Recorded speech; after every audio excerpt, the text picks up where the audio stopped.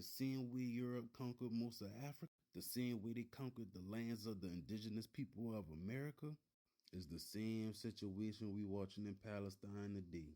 So over the centuries, Europeans who adopted the Jewish faith caught hell at home. During the French invasion of the Middle East back in 1799, Napoleon proposed to create a Jewish colony in Palestine.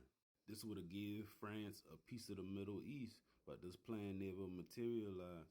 But Europeans kept this plan in mind over the next century. So by the late 1800s, the Austrian journalist Theodor Herzl would pick up the torch and become the father of modern Zionism.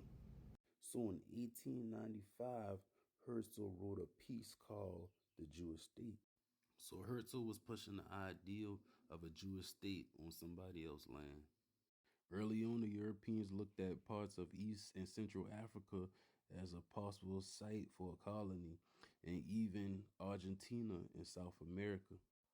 But ultimately, Palestine would be seen as the best possible location for this colony. Palestine was the perfect place for this colonial project because Europeans could use their religion to claim this land as their homeland. This movement of Europeans of the Jewish faith using their internal European conflict as an excuse to colonize other people's lands is known as Zionism. So during World War I, the Prime Minister of Britain, David Lloyd George, was a Zionist, and he endorsed the Balfour Declaration in 1917. So Arthur Balfour was the British Foreign Secretary at the time.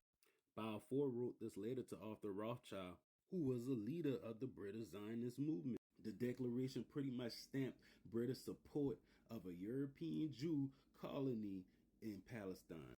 At the end of World War I and the fall of the Ottoman Empire, the British took control of Palestine. And it was up from there. Look at the amount of land the Palestinian people had in 1917 and look at how much they got in 2020 on this map. So from that time up to World War II, the Europeans been coming into Palestine in droves. Then in 1947, the United Nations ruled for the partition of Palestine into two states, one Arab and one Jewish.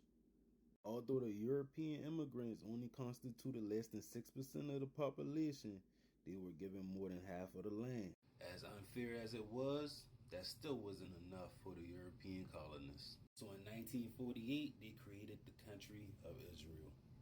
With the creation of the Israeli state in 1948, the Nakba, which translates to catastrophe, began. During this time, no less than 750,000 Palestinian men, women, and children were kicked out of their homeland. Around 15,000 Palestinians were killed by Zionist militias.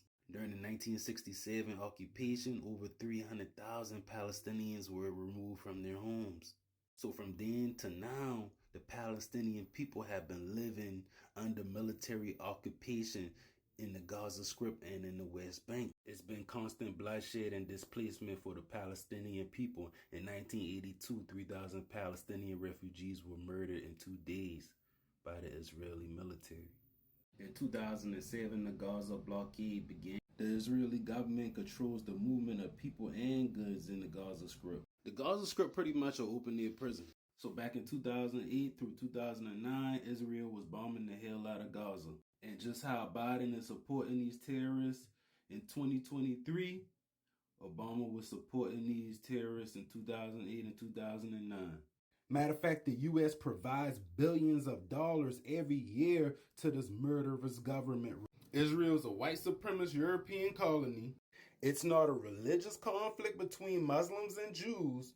It's between the colonizer and the colonized. But because most Americans are brainwashed by the mass media and educational system in America, many have ignored 75 years of Israeli oppression upon the Palestinian people. So when Hamas, the current power and control of Palestine, strikes back, y'all call them terrorists and call for genocide?